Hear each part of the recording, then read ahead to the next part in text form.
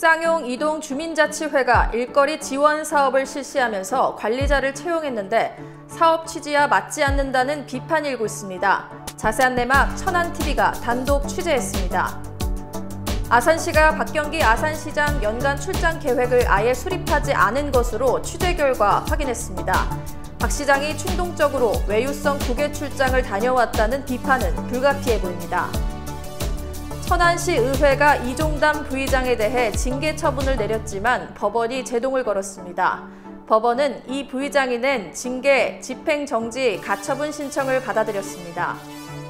천안시 의회가 비판이 있는 와중에 튀르키예 크로아티아 국외 연수를 강행했습니다. 하지만 출발마저 순탄치 않았습니다. 천안시 내 두 곳에서 시범 운영 중인 차량 신호 잔여 시간 표시 장치가 운전자들에게 좋은 반응을 얻고 있습니다. 운전자 반응 살펴봤습니다. 하늘을 내려주신 하늘을 그려주신 대로 나의 하늘 그림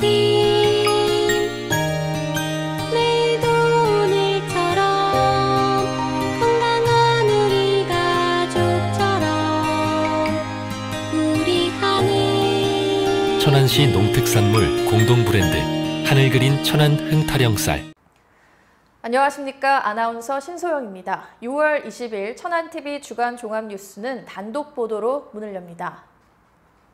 쌍용 이동 주민자치회는 지난 5월 일거리 지원 사업을 시작했습니다. 그런데 일부 자치위원들이 사업 취지와 맞지 않는 인사를 관리자로 채용했다며 문제를 제기하고 나섰습니다. 천안TV가 취재해보니 논란의 장본인인 관리자는 얼마 전까지 자치회 사무국장을 지낸 인사였고 심지어 자신의 사무실을 운영 중이었습니다. 지우석 기자가 단독 보도합니다. 지난 5월 1일 시행에 들어간 일거리 지원 사업은 고용 취약계층의 생계 안정과 자립을 지원하기 위한 사업으로 충남도와 천안시가 각각 3천만 원씩 6천만 원의 예산을 책정해 자치회에 내려보냈습니다. 문제는 관리자 채용 과정에서 불거졌습니다. 자치회는 공모 절차를 거쳐 A씨를 최종 확정했습니다. 하지만 A씨는 법무사와 부동산 중개업 사무실을 운영 중이었습니다. 게다가 A씨는 자치회 사무국장을 지내다가 관리자로 지원하기 위해 사무국장직을 그만둔 사실이 취재 결과 드러났습니다. 자치위원들은 A씨 채용이 사업 취지와 맞지 않는다고 비판하고 나섰습니다.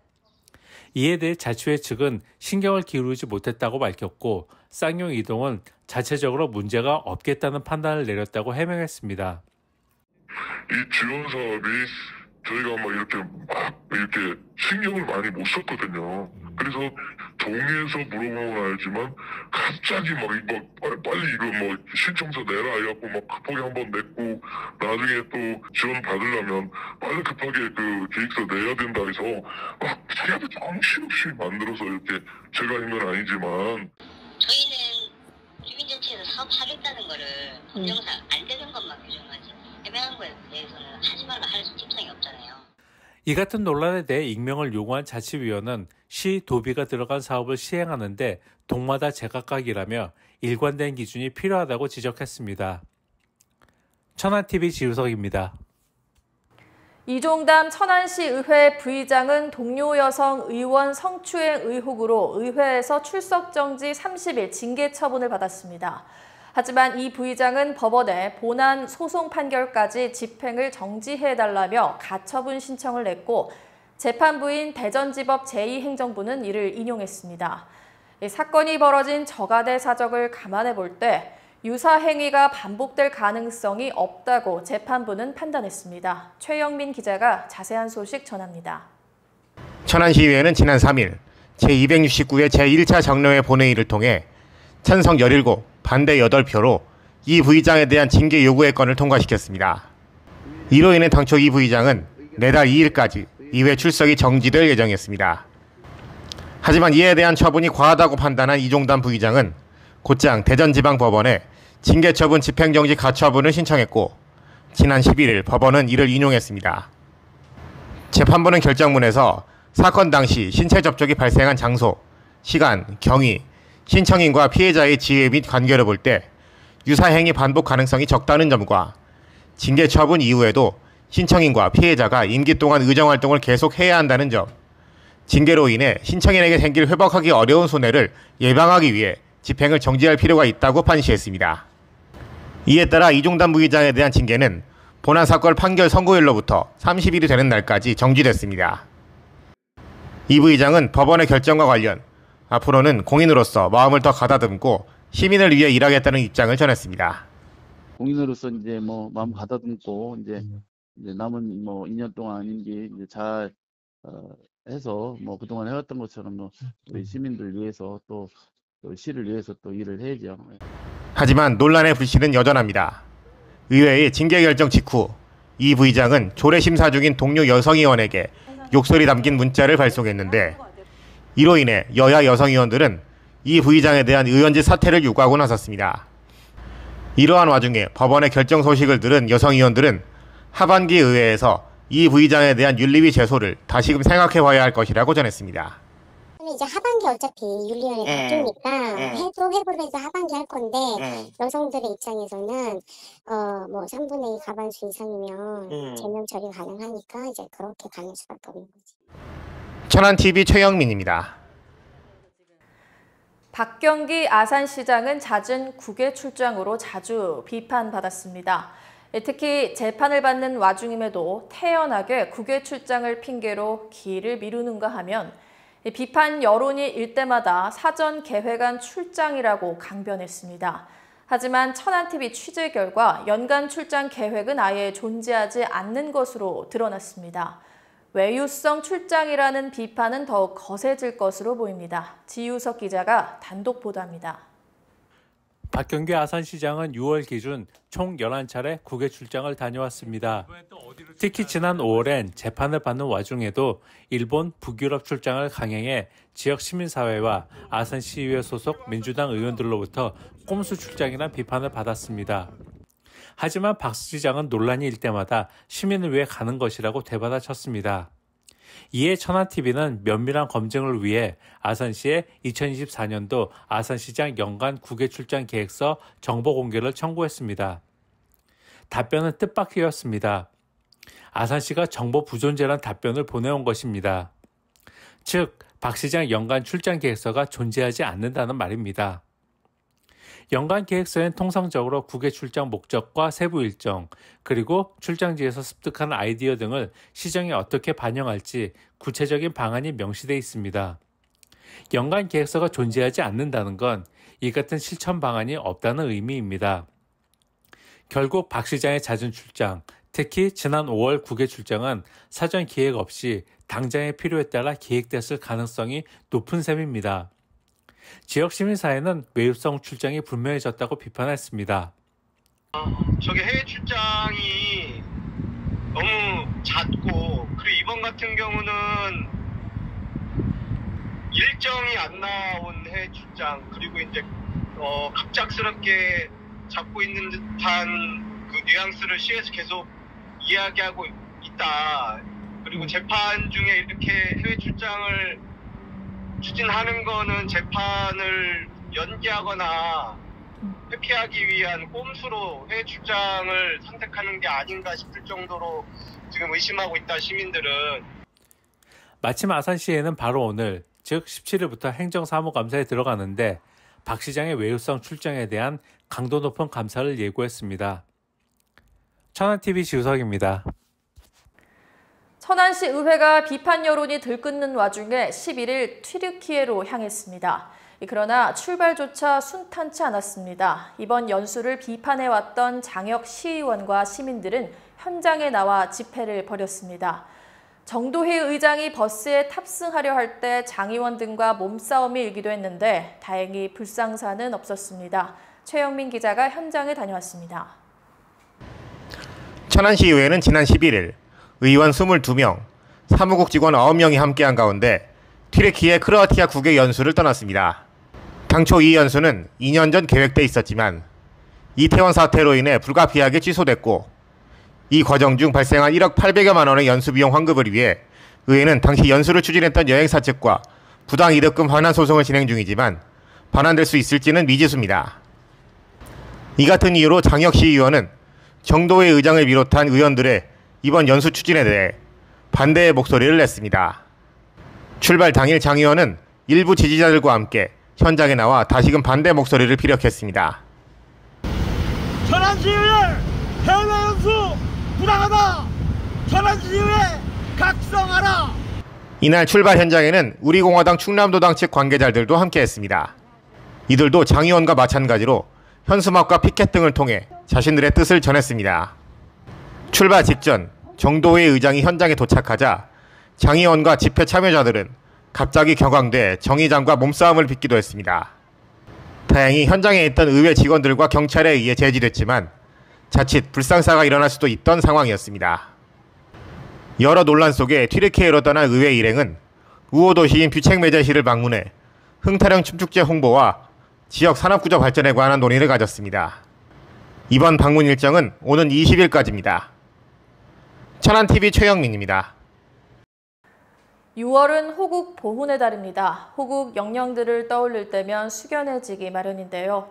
마침 최원일 전 천안함장이 결연도시 천안을 찾아 안보 강연을 했습니다. 최 전 함장은 천안함을 꼭 기억해달라고 당부했습니다. 자세한 강연 내용 이현자 기자가 전합니다. 2010년 천안함 폭침 당시 배를 이끌었던 최원일 전 함장이 천안을 찾아 시민들에게 그날의 이야기를 나누는 시간을 가졌습니다. 민주평화통일자문회의 천안시 협의회 주관으로 마련된 이날 강연에는 최원일 전 함장을 비롯해 안상국 협의회장과 박상돈 시장, 정도희 의장, 유홍준 대한노인회 천안시 지회장 등이 참석했습니다. 특히 고 박성원 상사, 고 김선호 병장의 모교인 천안중앙고와 천안상고 관계자 및 학생들도 참여해 눈길을 끌었습니다. 1987년 7월 명명된 해군의 초기함인 천안함은 1990년 천안시와 자매 결연을 맺고 2년을 이어오며 1999년 제1차 연평해전에도 참전한 바 있습니다. 이후 2010년 3월 26일 북한 잠수함의 어뢰에 피격되면서 배가 파손됐고 그 과정에서 46명의 안타까운 희생자들이 발생했습니다. 하지만 천안함은 2021년 11월 신형 호위함으로서 다시 진수돼 2023년 5월 취역했으며 다시 해군 제2함대에 배치돼 서해 백령도 일원을 지키고 있습니다. 민주평통 천안시 협의회에서도 지난 4월 북한 이탈 주민과 자문위원 등이 해군 제2함대를 방문해 파괴됐던 천안함과 새로 진수된 천안함을 모두 접하면서 해군 장병들을 위문하기도 했습니다. 이날 강연에 나선 최원일 전 함장은 천안함을 잊지 않고 기억해달라고 강조했습니다. 천안함은 이름 그대로 하늘 아래 편안하게 국민들을 지키던 우리 천안함입니다. 먼저 저희 천안함을 기억해 주시고 매년 잊지 않고 추모해 주시는 천안 시민 여러분께 진심으로 감사드립니다. 그리고 불의의 기습적인 공격으로 피격 사건을 겪게 되었지만 현재는 새로운 천안함이 부활해서 다시 서해에서 우리가 못다한 임무를 하고 있습니다. 우리 천안함은 여러분들의 가슴속에 그리고 우리 천안함 승조원들의 가슴속에 영원히 남아있을 것입니다. 천안TV 이현자입니다. 충남경찰청 형사기동대는 경기와 충남 일대에서 음주운전자를 대상으로 공갈 협박을 벌인 일당 4명을 검거하고 이 중 2명을 구속했습니다. 경찰은 이들이 범행 대상이 외국인일 경우 불법 체류자로 신고하겠다고 협박해 돈을 갈취했다고 밝혔습니다. 관련 내용 조인욱 기자가 보도합니다. 지역의 유흥가 주변에서 음주운전자들을 대상으로 신고를 하겠다고 협박하며 돈을 뜯어낸 일당이 경찰의 덜미를 잡혔습니다. 충남경찰청 형사기동대는 천안을 비롯한 충남과 경기도 등을 돌며 음주운전자인 피해자의 주거지까지 쫓아가 협박하는 수법으로 5,700여만 원을 가로챈 30대 피의자 4명을 검거하고 이들 중 2명에 대해선 폭력행위 등 처벌에 관한 법률 위반 혐의로 구속했습니다. 경찰 조사 결과 이들은 교도소 동기인 고향 친구들로 생활비와 유흥비를 마련할 목적으로 이 같은 범행을 공모한 것으로 확인됐습니다. 특히 음주운전자를 찾은 물색조, 차량을 쫓는 추격조, 고의사고 또는 경찰에 신고하겠다고 협박하는 바람잡이조로 나눠 조직적으로 범죄를 공모했던 것으로 드러났습니다. 경찰은 이들이 지난 3월 천안의 한 유흥가에서 음주운전자를 협박해 돈을 뜯어냈다는 제보를 받고 수사에 착수했으며 현장 CCTV와 계좌 등을 분석해 피의자를 특정해 검거하는 데 성공했습니다. 경찰 관계자는 음주운전자들을 노리는 갈치범들의 표적이 되지 않기 위해선 근본적으로 음주운전을 해서는 안 된다면서 앞으로도 드러나지 않는 민생 침해 사범에 대한 적극적인 수사를 펼칠 계획이라고 밝혔습니다. 천안TV 조인옥입니다. 불당동 갤러리아 백화점 앞 대로변, 차량 신호등엔 자녀시간 표시 장치가 설치돼 있습니다. 이 장치는 전국적으로 단 4곳만 설치돼 시범 운영하고 있는데 이 중 2곳이 천안에서 운영 중입니다. 경찰청은 시범 운영에 들어가면서 과속 유도 예측 출발 강화 등 부작용을 평가해 확대 실시하겠다는 방침을 세웠는데요. 운전자들은 대체적으로 만족감을 표시하고 있습니다. 이현자 기자가 보도합니다. 천안시가 경찰청과 함께 시범 사업으로 운영 중인 차량 신호 자녀시간 표시 장치입니다. 현재 천안시에는 불당동 갤러리아 백화점 앞 사거리와 두정동 현대자동차 앞 사거리 2곳에서 이 사업이 운영되고 있습니다. 이 사업은 대구광역시와 경기도 의정부시 각 한 군데 등 총 4곳에서 진행 중입니다. 이 장치는 주행신호와 정지신호 시 신호 옆에 장치된 타이머가 남은 시간을 표시해주는 방식으로 운영됩니다. 운전자들이나 보행자들은 미리 시간을 예측할 수 있어 보다 안전한 운행과 보행을 할 수 있게 된다는 게 경찰과 지자체 측 관계자들의 설명입니다. 시범사업 지역을 관할하고 있는 천안서부경찰서 관계자는 차량 정지 시 얼마나 기다려야 하는지 알 수 있고 예측 출발을 억제해 신호 위반을 줄일 수 있는 시스템이라고 전했습니다. 실제 천안에서 이들 2곳 구간을 이용해 본 시민들은 대체로 시스템에 만족하는 모습이었습니다. 신호 대기 시간을 한눈에 볼 수 있어서 마냥 기다렸던 이전보다는 새로운 느낌이 들었어요. 사고도 충분히 줄일 수 있을 것 같은 생각이 들어요. 천안시 곳곳에 아주 많이 활용됐으면 좋겠습니다. 이곳은 차량도 많지만 보행자들도 많은 곳이거든요. 차량들이 예측 출발을 하거나 황색불에서 사거리를 그냥 지나치는 경우가 많은데 이 시스템으로 인해 줄어들 수 있을 것 같습니다. 경찰은 천안에서 이 사업을 운영한 지 약 4개월밖에 되지 않은 만큼 객관적 데이터를 갖고 있지는 않다고 전했습니다. 이런 가운데 천안시는 타 도시에 비해 적극적인 자세로 이번 사업 공모에 임했고 그 결과 기초자치단체로는 이례적으로 2곳의 시범구역을 유치한 것으로 파악됐습니다. 지자체에서 관심 있어 하는 지자체에서 이제 저희 쪽으로 이제 수요조사 했을 때 관심을 보이셨고, 이제 협의 과정에서 저희가 최대한 좀 저희도 많이 설치해서 좀 데이터를 충분히 확보를 하는 게 중요했고요. 단속 장비가 한쪽에는 있고 한쪽에는 없고, 이런 장소하고 또 이제 동시 신호로 운영되는 장소여야 되다 보니까 뭐 전국적으로 봤을 때도 이렇게 많지가 않아요. 경찰 측은 앞으로 1~2달 정도 지나면 이 사업에 대한 객관적인 분석 자료가 나올 수 있을 것으로 내다봤습니다. 천안TV 이현자입니다. 천안시가 6개국 체제로 조직이 바뀝니다.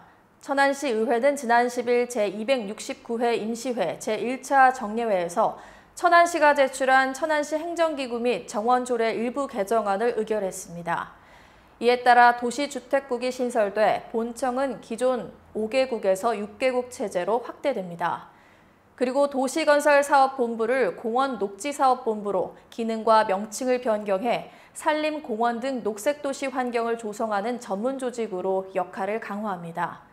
박상돈 천안시장은 시가 보다 안전하고 거주하기 좋은 도시, 자연 속에서 문화와 여가를 누리고 지속적으로 성장하는 도시로 나아가기 위해 행정기구와 인력을 강화했다며 앞으로도 시민들을 최우선으로 생각하는 마음으로 행정을 펼쳐 나가겠다고 밝혔습니다. 천안시티FC 홈구장인 천안종합운동장이 K리그2 최고 경기장으로 선정됐습니다.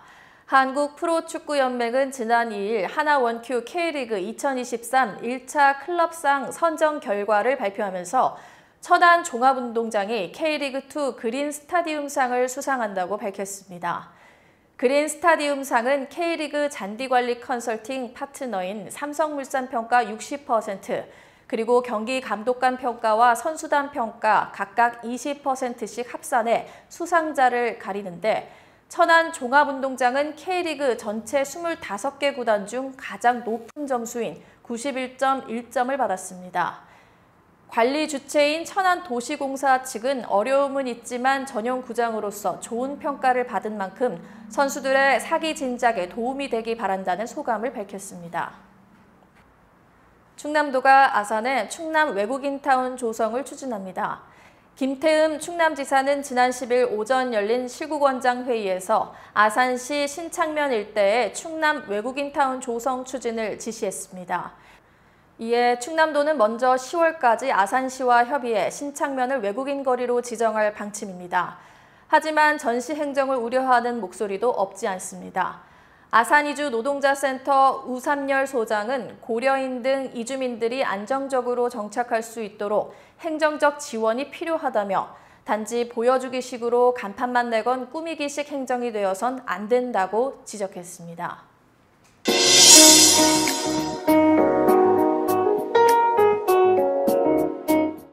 천안TV 토대서 오늘 이 시간에는 나사렛대학교 공공행정학전공 교수로 재직하시면서 천안학 연구소 소장을 맡고 계신 심재권 소장님 모시고 다양한 이야기 나눠보겠습니다. 소장님 안녕하세요. 네, 안녕하세요. 네, 예. 저희 이렇게 천안TV 스튜디오에 나와주셨는데요. 예, 반갑습니다. 예.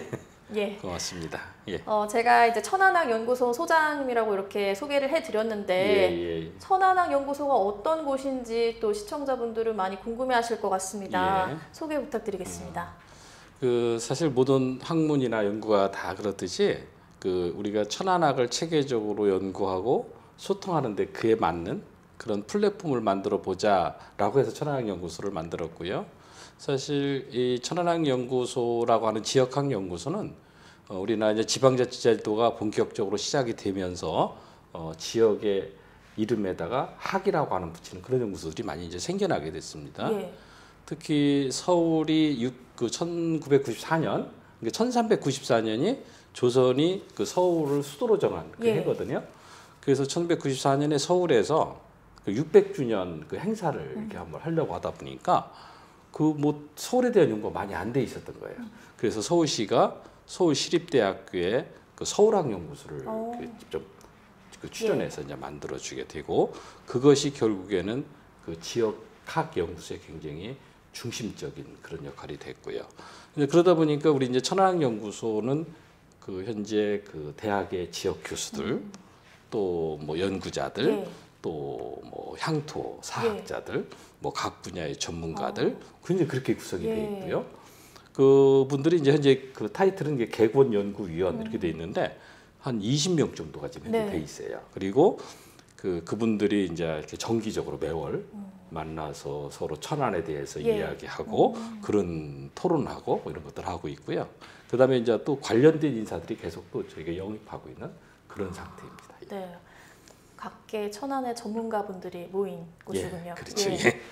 그럼 소장님께서 연구하고 계신 학문 중에서 이 천안학에 대해서 말씀을 아까 해주셨는데 그래도 조금 더 알기 쉽게 천안학은 무엇이다라고 이렇게 설명 좀 부탁드릴게요. 사실 천안학은 이제 처음 제가 천안학한데 상당히 그렇게 생소한 거 이제 천안학은 제가 이제 지역학의 한 분야다. 이 지역학은 지역을 연구로 하는데 지역 연구 대상이 지역인데 그 지역이 국가 단위냐 또는 뭐 아니면 도시 단위냐 또는 마을 단위냐 뭐 이렇게 다양하게 이루어질 수 있거든요. 그래서 이제 뭐 국가 단위 차원에서는 우리가 잘 알고 있는 뭐 한국학, 일본학, 뭐 중국학, 미국학 이것도 다 지역학의 범위에 들어가고요. 그 다음에 이제 행정 단위, 도시 단위에서는 뭐 진짜 우리나라 같은 경우는 뭐 서울학, 부산학, 그다음 뭐 천안학, 그다음 뭐 아산학 뭐 이렇게 되는데 그 지역이 기초자치단체 중심으로 이루어지냐 또는 지방자치단체 중심으로 이루어지냐에 따라서 그러니까 뭐 지방자치단체의 어떤 특성에 따라서 이렇게 달라질 수 있다 이렇게 되고요. 그다음에 이런 지역학이 추구하는 목적은 그 지역의 어떤 아이덴티티가 있거든요. 그 정체성이 뭐냐라고 하는 걸 좀 찾아보려고 하는 거. 그리고 그런 정체성을 통해서 어떻게 지역을 발전시킬 거냐라고 하는 두 가지가 가장 지역학이 추구하는 그런 목표다 이렇게 볼 수 있고요. 특히 이제 오늘날 우리가 지역이 많이 소멸되고 있잖아요. 그런 측면에서 보면은 이 지역학이 갖는 의미는 매우 크다라고 이렇게 볼 수가 있죠. 또한 그또뭐 천안학이 그럼 뭘 연구하냐 그런 얘기를 많이 하거든요. 근데 저는 이제 그 크게 세 가지를 나눠요. 하나는 이제 공간적 차원에서는 일단 천안이라고 하는 지역을 연구하는 거다. 그럼 시간적 차원에서는 천안의 과거, 현재, 미래를 연구하는 거고. 그다음에 이제 영역적인 건 천안의 모든 것이지. 이게 천안에는 정치적 요소도 있고 경제적, 문화, 뭐 역사, 질 이런 거죠. 그런 부분을 다 연구하는 게 바로 천안학이다. 이게 천안학은 지역학의 한 일종이다. 이렇게 보시면 될 것 같아요. 네, 알겠습니다. 그럼 천안학 연구소장으로 계시면서 말씀해 주신 것처럼 이렇게 학문적으로 많은 연구를 하고 계시는데 또 이렇게 각 대학에서 학생들에게 천안학을 전해주시고 계신다고 하는데 이런 천안학이 우리 또 대학생들에게 중요한 이유는 무엇일까요? 그 제가 이제 지역학을 분류할 때 크게 그 연구 차원이 있고 소통 차원이 있다 이렇게 보는데 이게 천안이라고 하는 지역은 그 도시 특성을 보면 대학이 참 많아요. 네. 대학이 많고 뭐 지금 현재 12개 대학 이렇게 되는데 그들 대학들의 학생들이 거의 한 뭐 8만 정도 된다고 그렇게 얘기를 하거든요. 맞네요. 그래서 저희 이렇게 분석을 해보면 한 70~80%가 전부 외지 학생들이에요. 그 외지 학생들이다 보니까 그들이 여기서 4년을 다니면서 그냥 이렇게 스쳐가는 그런 형태가 되니까 이들한테 천안을 좀 제대로 좀 이해를 좀 시켜야 되겠다. 그리고 나중에 졸업하고 나서 결국 천안에 거주하고 뭐 천안에 직장을 잡고 뭐 이런 것들이 필요하겠다 해서 저희가 2009년부터 이제 이 천안학을 시작을 했죠. 그 천안학을 시작하다 보니까 학생들이 굉장히 그 인기야. 지금 저희가 한 1년에 2,400명, 한 학교에 한 1,200명 정도 이렇게 수강 신청을 듣고 있거든요. 그리고 저희가 그 또 각 대학의 교양 과목으로 이제 정규 과목으로 개설이 돼 있고, 그리고 이제 그 뭐 심지어 어느 대학은 뭐 200명이 되는데 한 5분 만에 이렇게 수강 신청이 마감될 정도로 굉장히 인기 있는 그런 강좌가 되고 있습니다. 그다음에 또 하나 저거 하면 우리 저기 학생들을 수업하기 전에 그 사전에 좀 이렇게 인식 조사도 하고 사후에 효과 분석을 하는데 그 천안학을 들은 학생들이 천안에 거주하겠다, 천안에서 직장 잡겠다, 뭐 그런 것들이 굉장히 통계학적으로 굉장히 유의미한 수준으로 나타나거든. 뭐 그런 의미에서는 굉장히 의미 있는 그런 그 과목이다 이렇게 얘기할 수 있을 것 같아요. 그러네요. 그렇다면 아까 이제 교수님께서 이렇게 천안학 책을 갖고 와주셨는데 바로 이 책이 이제 학생들이 이 책을 가지고 공부를 하게 되는 거예요? 그 주제별로 이제 이렇게 해서 한 학기 15주 강의인데 매주 이제 특강 형태로 그 전문 강사들이 와서 이렇게 수업이 진행이 되고 있죠. 제가 이 책을 이제 아까 살짝 봤는데 너무 알차더라고요. 이 책을 이제 만들기 위해서 굉장한 전문가분들의 노력이 들어갔겠구나라는 생각이 들던데 확실히 그 지역에 대해서 많이 알게 되고 애정이 생기면 더 남아있고 싶고 그렇게 될 것 같습니다. 네, 굉장히 의미 있는 수업이라는 생각이 드는데요. 천안학 연구소에서 이처럼 이렇게 다양한 활동을 이어오고 계시는데 얼마 전에는 천안시 문화관광해설사와 관광안내사 등을 대상으로도 교육을 실시하셨는데요. 이렇게 교육에 있을 때마다 가장 또 강점을 두는 것은 무엇인가요? 그 지금 저희가 그 천안학이 주로 이제 대학생들 위주로 이렇게 진행이 되고 있어요. 그런데 뭐 지역이라는 게 꼭 대학생들만은 그 커뮤니티 주제는 아니니까. 뭐 중학생, 초등학생, 중학생, 뭐 고등학생도 있고, 뭐 일반 시민들도 있고. 그래서 저희가 이제 천안학을 좀 한 단계 조금 이렇게 좀 업그레이드 시켜야 되겠다. 뭐 하여튼 뭐 범위를 확장하는 거죠. 그래서 저희가 이제 찾아가는 천안학이다. 그래서 뭐 시민들이 그 어떤 천안에 대해 알고 싶으면 이제 찾아가서 하는데 그 일환으로 그 지난번에 이제 그 특강을 했고요. 그 특히 이제 그 뭐 관광 해설사 분들도 그렇고 어떤 단편적인 게 아니라 우선 천안이라고 하는 큰 틀 안에서 그 천안을 이해할 필요가 있겠다. 그다음에 천안에 추구하는 그 천안의 아이덴티티가 뭐냐. 그리고 그런 걸 통해서 어떻게 우리 지역을 발전시키고 그럼 지속적인 지속 가능한 도시로 만들어 갈 수 있느냐. 뭐 이런 것도 초점이 되고. 그다음에 이제 근시안적이고 단편적인 게 아니라 종합적이고 장기적인 측면에서 좀 바라보고 그런 차원에서 또 이렇게 관광 해설을 하면 좋겠다. 뭐 그런 게 이제 초점을 두고 강의를 좀 했죠. 어린이를 대상으로 한 강의는 아직 계획이 없으신가요? 지금 협의 중에 있어요. 그래서 뭐 초등학생이나 뭐 이렇게 예. 해서 지금 그 뭐 교육청하고 지금 이제 많이 지금 진행이 되고 있고 네. 아마 곧 그것도 가시화되지 네. 않겠나 생각해요. 그 지난번에 그 뭐 저기 어디 초등학교 그 중학교 가서 제가 또 가서 직접 한 경우도 있긴 있어요. 근데 네. 정규화되지 않, 정례화되지 않았기 때문에 그걸 좀 정례화 시켜야 되겠다 이런 생각이 좀 듭니다. 네. 그런데 이제 소장님 본래 전공이 예. 행정학이시라고 알고 있는데 예. 중국 남경사범대에서 또 문학박사 학위를 취득하셨다고요? 예, 예. 예. 그리고 또 전공과 또 다른 이렇게 다른 분야를 학위를 취득하신 이유가 또 궁금한데요.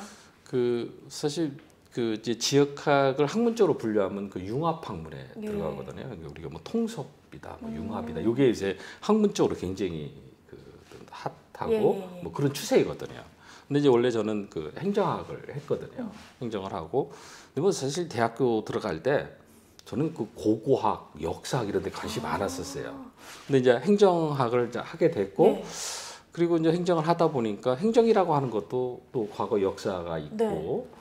또 뭐 이런 또 그런 것 차원에서 좀 뭔가 좀 그런 문학 쪽으로 해서 저는 그 고문서 쪽으로 연구를 했는데 그런 쪽으로 좀 한번 해야 되겠다라고 해서 했는데 사실 그 사회과학이라든가 인문학을 하기를 한 게 제가 지역하는데 굉장히 큰 도움이 되는 것 같아요. 네, 그럴 것 같아요. 사실 제가 역량만 된다면 사실 자연과학도 하나 좀 땄으면 참 좋겠다. 와. 근데 사실 지역학은 인문학, 자연과학, 사회과학이 다 이렇게 다 네. 들어가야 되거든요. 네, 네. 근데 뭐 그건 제 역량 밖이라 그건 못할 것 같고 하여튼간에 그 학위가 이 지역학을 좀 이렇게 발전시키고 하는데 네. 많은 그 도움이 된 건 분명한 것 같아요. 네. 지금 이 책만 봐도 정말 다양한 분야가 예. 녹아 있더라고요. 그래서 역시 융복합시대다라는 생각이 그러니까, 듭니다.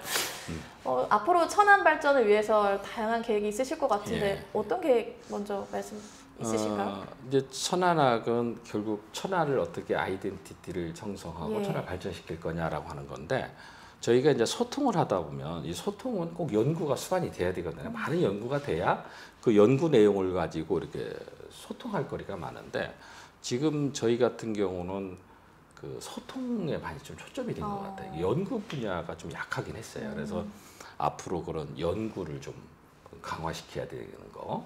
그 다음에 좀 전에 얘기했지만 그 천안학을 할 수 있는 대상, 그러니까 대학생뿐만 아니라 초중고, 시민, 뭐 공무원, 기업.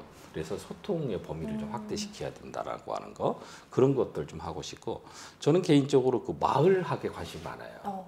우리가 그 전통적으로 보면 어디 마을, 우리 같은 마을 사람들이야 뭐 이런 어떤 공동체 의식이 예. 있잖아요.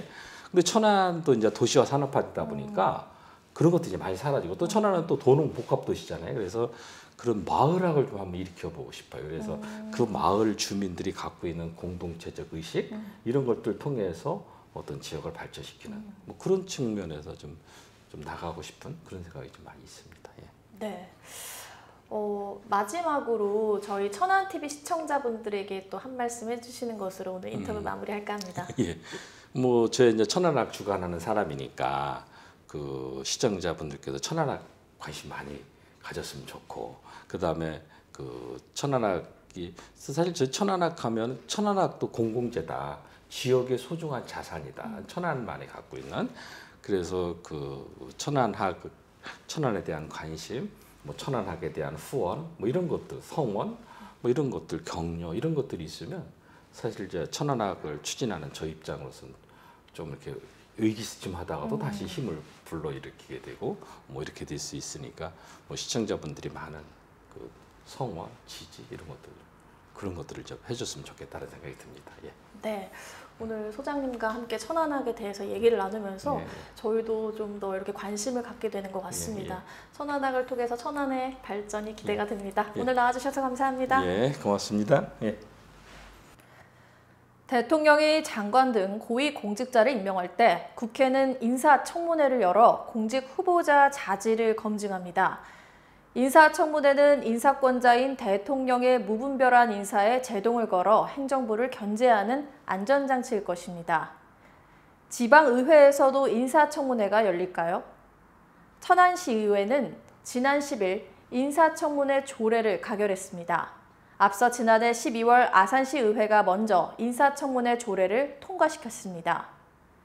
우리 지역인 천안 아산은 물론 전국적으로 인사권을 가진 지자체장이 퇴직 공무원을 지방공단 이사장이나 시 출자 출연기관 이사장에 임명하는 관행이 만연합니다. 한 예로 아산시 지방공기업인 아산시 시설공단 현 이사장은 지난해 말 건설교통국장을 끝으로 퇴임한 전직 공무원입니다. 인사청문회가 열리면 만연했던 정실인사, 회전문인사, 보훈인사 관행은 개선될 것으로 보입니다. 하지만 상위법인 지방자치법은 인사청문회를 강제가 아닌 권고사항으로 규정하고 있습니다. 즉, 지자체장이 묵살하면 아무런 효력이 없다는 말입니다. 실제 아산시 의회 명노봉 의원은 인사청문회 조례 이행을 촉구했지만 아산시 측은 임원추천위원회를 객관적으로 운영하겠다며 거절했습니다. 이 같은 한계를 극복하기 위한 시도가 없지 않았습니다. 관악구 의회는 지난 2016년 9월 관악구와 업무 협약을 맺고 관악구 시설관리공단 이사장 후보자에 대한 인사청문회를 개최했습니다. 인사청문회 조례를 발의한 보가영 시의원도 관악구 사례를 참고해 보완해 나가겠다는 입장을 밝혔습니다. 그러나 무엇보다 중요한 건 지자체장의 의지일 것입니다. 정실인사 관행을 타파하겠다는 의지가 없다면 인사청문회 조례는 반쪽짜리로 남을 것이기 때문입니다. 천안TV가 준비한 소식은 여기까지입니다. 시청해주신 여러분 고맙습니다.